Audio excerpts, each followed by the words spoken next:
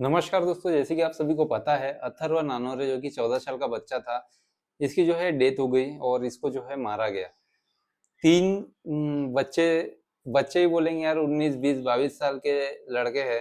अब वो बच्चे तो नहीं रहे, इतनी समझ आ गई उन लोगों को कि क्राइम क्या करना है, कैसे किडनैप करना है, मारना है, ये सारी चीज़ें समझ में आ गई। तो ये तो क्रिमिनल हो गए अब। लेकिन 14 साल के बच्चे को यार इन्होंने जस्ट सुना कि पैसों के लिए मारा था। इनका प्लान चल रहा था कि किडनैप करेंगे और कोई रंजिश नहीं थी किडनैप करेंगे, बट कैसे दिमाग में आया कि इसी को किडनैप करना है, इसी को मारना है। मतलब ये सब प्लानिंग क्या थी, क्या इन्वेस्टिगेशन थी, पुलिस इसकी जांच कर रही है और तीनों जो आरोपी थे वो पकड़ा गए। आप फोटो देख रहे होंगे, ये यही वो बच्चे हैं जो पकड़ा गए। अब यार बच्चे की तो जान चले गई, अब पेरेंट्स पे क्या बीत रही है वो तो पेरेंट्स ही जानते हैं और कोई समझ नहीं सकता पेरेंट का दर्द। क्योंकि जस्ट 14 साल का बच्चा है यार। 14 साल के बच्चे को बड़ा करने में कितना एक्सपेंसिव और क्या चीज़ें सेक्रीफाइस नहीं करना पड़ता पेरेंट्स को ये बच्चों को पालने में। 20 साल 25 साल की प्लानिंग जब पैदा होते हैं तभी हम कर लेते हैं। और ऐसे सिचुएशन में अगर बच्चे को कुछ हो जाए तो भाई पेरेंट्स की एक जीने की तो उम्मीद ही खत्म हो जाती है। अब देखना यह है कि जो मुजरिम है 19 साल 20 साल और 22 साल, इनको क्या सजाएं सुनाई जाती है। हमारा जो वीडियो हमने डाला था उसमें बहुत कमेंट आए कि ऑन द स्पॉट डेथ होनी चाहिए, यानी इनको मारना चाहिए।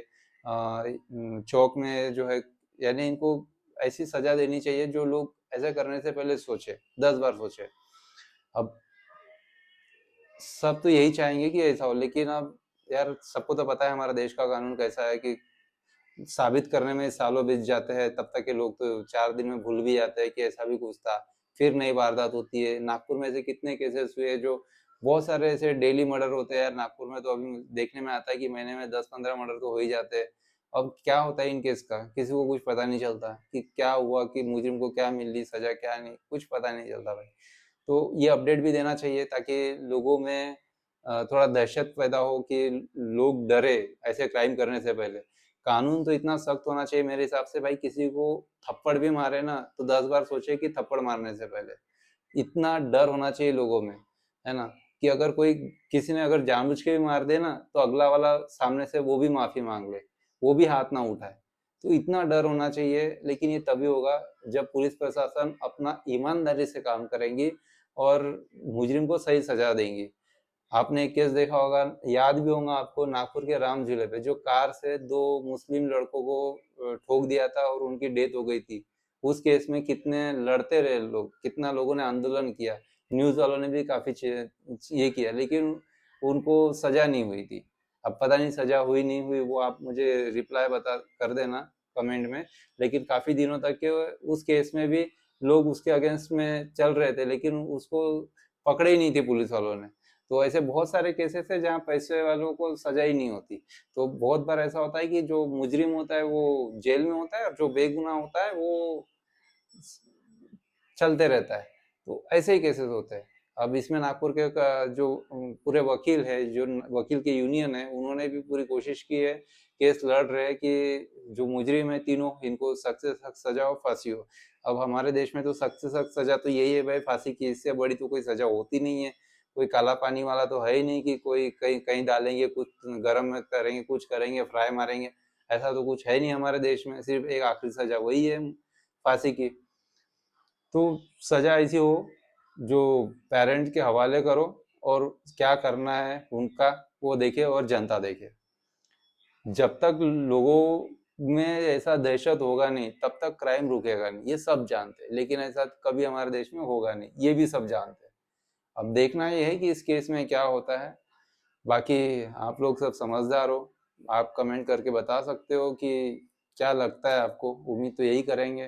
बाकी इस वीडियो का बनाने का मकसद यही था कि भाई ये 3 मुजरिम है जो आप सब लोग अभी जान गए होंगे, और इतने कम उम्र में मुजरिम बन रहे हैं, तो कहीं ना कहीं पेरेंट्स की भी गलती है। पेरेंट्स को भी ये चीज़ समझना चाहिए, देखना चाहिए कि आपके बच्चे कर क्या रहे, किसकी संगत में है और क्या परवरिश आप दे रहे हो, है ना। परवरिश तो कोई पेरेंट जानबूझ के गलत देता नहीं है, लेकिन हाँ, अच्छी परवरिश देना भी जरूरी है जिससे बच्चे बिगड़े ना और गलत कदम ना उठाए और इस तरीके की हरकतें ना करें। क्योंकि 19-20 साल जिनको खुद की समझ नहीं, खुद की एजुकेशन का कोई ये नहीं, जिसको अपनी दाढ़ी मूछ नहीं आई है, जिनको अपने आगे का कोई अता पता नहीं, वो लोग किडनैपिंग कर रहे हैं और मर्डर कर रहे हैं। तो सोचो कि नागपुर किधर जा रहा है। स्मार्ट सिटी बाद में बनाओ, पहले तो क्राइम रोको नागपुर को, और एक क्राइम मुक्त सिटी बनाओ, बाद में स्मार्ट सिटी अपने आप बन जाएंगी। बाकी आपकी क्या राय, कमेंट में जरूर दीजिए।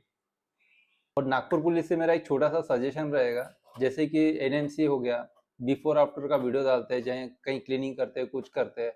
नागपुर पुलिस भी अपडेट डालती है जब भी कोई प्रोग्राम होता है, कुछ होता है, कुछ अच्छी चीजें करती है। तो वैसा ही एक छोटा सा अपडेट, जैसे कि एक क्राइम अगर किसी ने किया है तो उस क्राइम की उसकी सजा उसको क्या दी गई है, इसके बारे में भी अगर अपडेट देंगे तो ज्यादा अच्छा होगा।